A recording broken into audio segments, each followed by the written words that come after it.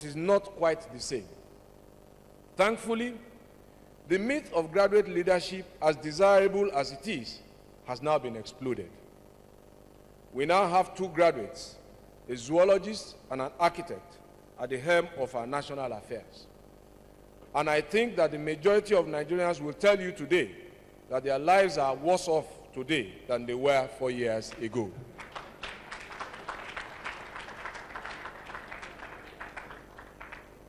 Clearly, in my view, there must be more to leadership than a university degree and educational qualification.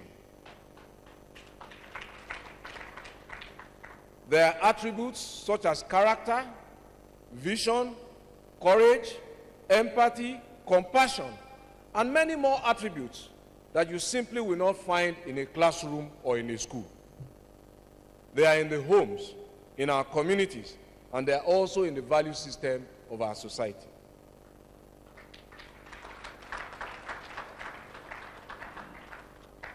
Recently, our leadership has redefined empathy by inviting parents of abducted children, bereaved people, to the presidential villa for commiseration.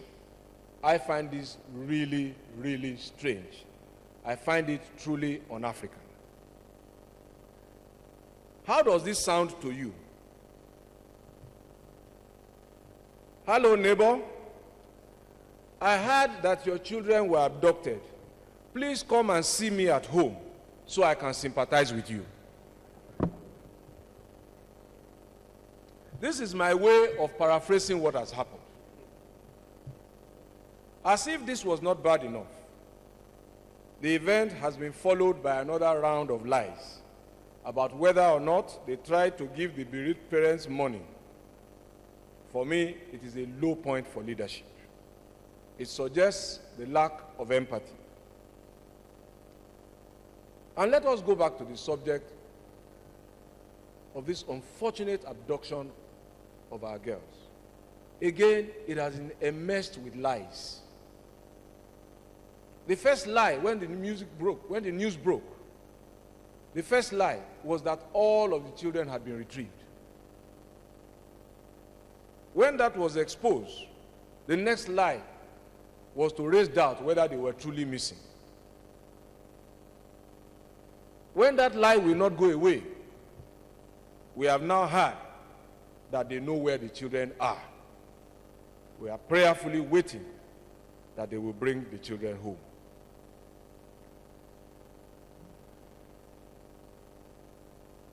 And this is not the first time. Lie after lie after lie. They have also lied about the economy.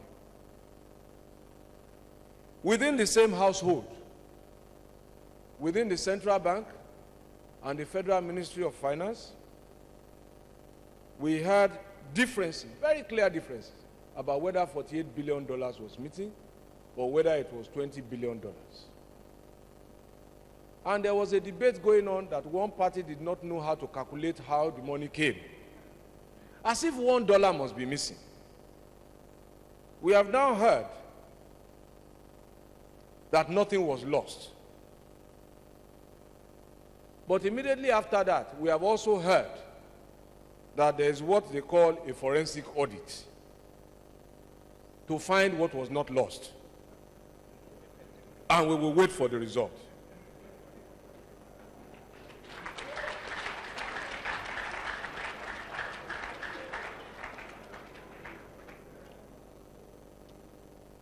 My question,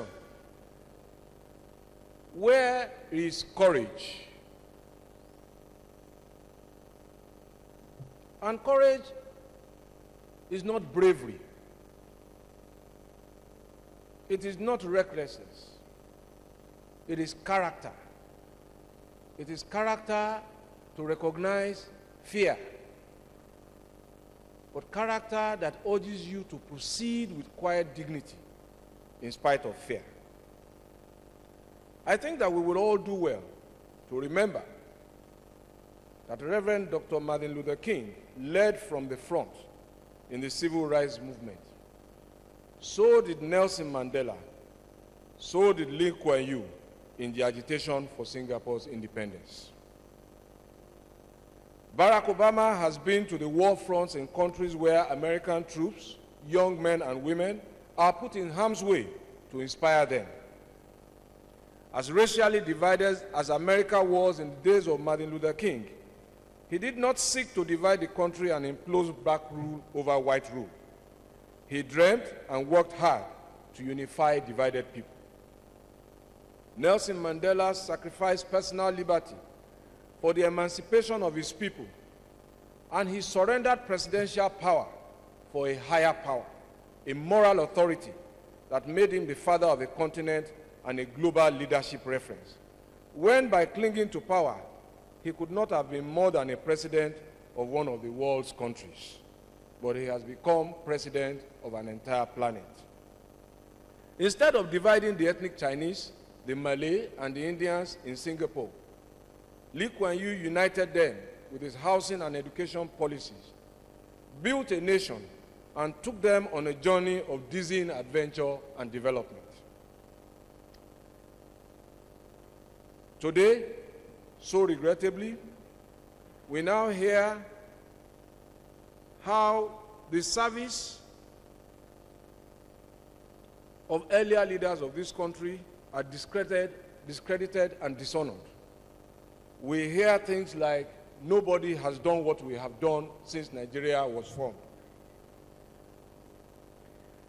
I have always wondered how the 7 former presidents and leaders of this country who are still alive, who sit in the National Council of State, must feel when they hear these things. How does it propel them? How do they feel when their service is openly discredited and dishonored?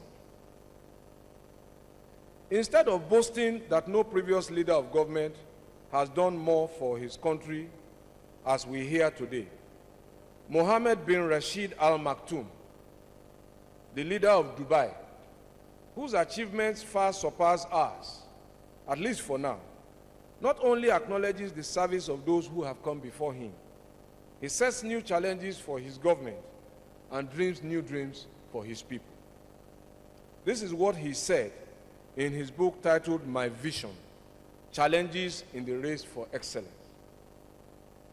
He says, quote, although Arab and world history abound with numerous examples of leaders, if I were to review the history that I stood witness to, the leader I constantly think about is Sheikh Zayed. Sheikh Zayed earned the love of all those around him out of their great respect for his hard work and his achievements. He was also frank and expected people to be frank with him. This is something he taught me, and this is how I came to respect him. How can I prove this? Well, many from the United Arab Emirates and overseas criticized Sheikh Zayed for drilling artesian wells in the desert and using the water for farming. They said this would deplete a non-renewable source, inflict heavy damage on the environment, and disturb its natural balance. Although none of those critics ever knew the actual size of the underground water reservoirs, they continually criticized the idea. As time passed, water remained abundant, and none of the fears of critics materialized, while Sheikh Zayed was proven right. In the not-so-distant past, people traveling between Abu Dhabi and Al Ain would die of thirst if they did not have enough water for the long journey. Sheikh Zayed transformed the same journey into a fascinating drive on an ultra-modern highway flanked by farms, palm gardens, and endless greenery. In fact, Sheikh Zayed transformed a large area of the Emirate of Abu Dhabi into the world's largest oasis in one of the world's harshest deserts. All this was made possible by the huge water reserves he put to good use and which are now expected to last many decades. I will never abandon, after acknowledging those who came before him, he says, I will never abandon one opportunity and wait for another. And in spite of what is happening in Dubai now, he says, we have not reached the goal we are striving for.